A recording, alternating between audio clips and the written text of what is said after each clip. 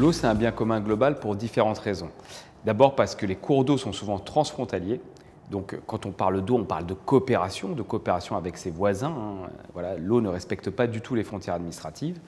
Ensuite, parce que l'eau qui s'évapore n'appartient à personne et traverse les frontières avant de retomber sous forme de précipitation ailleurs.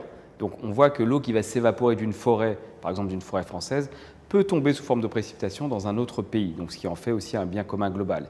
Et puis par ailleurs, l'eau est reliée à tous les objectifs de développement durable et en plus, l'eau est transportée dans les différents biens et services qu'on consomme partout. Par exemple, un jean utilise 11 000 litres d'eau. Cette eau va être pompée dans un endroit où est produit le jean, où va être produit le coton pour le jean, et ensuite le jean va être acheté dans un autre pays.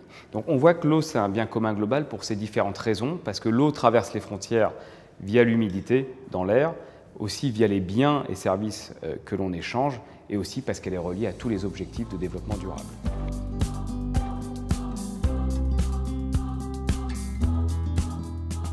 Il faut un traité global sur l'eau, mais un traité qui englobe justement l'eau dans toute sa complexité. Donc il faut un traité à la fois sur l'eau transfrontalière, mais aussi que l'on mesure mieux l'empreinte eau des différents produits qu'on échange, parce que demain, peut-être que le commerce international va se baser sur la quantité d'eau qui est utilisée dans un bien pour taxer plus ou moins les biens qui seront importés ou exportés. Et puis aussi, évidemment, il faut un traité global qui fasse la promotion de l'accès à l'eau et à l'assainissement partout dans le monde. On a encore 30% de la population mondiale qui n'a pas accès à l'eau potable et 50% de la population mondiale qui n'a pas accès à l'assainissement. Donc on a des enjeux qui sont extrêmement importants et à mon avis, un traité global qui, justement, prend en compte toutes ces questions à un maximum de signataires permettrait de faire de belles avancées sur l'eau.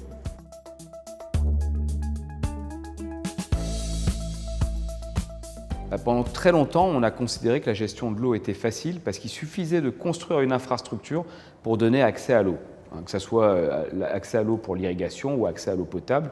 Si on avait de l'argent, finalement, on pouvait construire les infrastructures et donner accès à l'eau à tout le monde.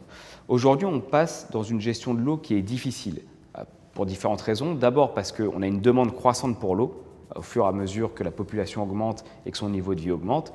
Et puis le réchauffement climatique change aussi le régime de précipitation. Et donc, on a des endroits qui sont de plus en plus secs et puis d'autres endroits qui vont recevoir de plus en plus d'eau, donc qui vont faire face à un trop d'eau. Et nos infrastructures ne sont pas adaptées à la sécheresse et pas adaptées non plus aux inondations. Donc on passe sur une gestion de l'eau qui est difficile. Ça pose des questions en termes d'accès à l'eau, en termes de gouvernance de l'eau, et ce sont des grands défis sur lesquels il faut construire une odyssée des communs pour éviter la tragédie des communs.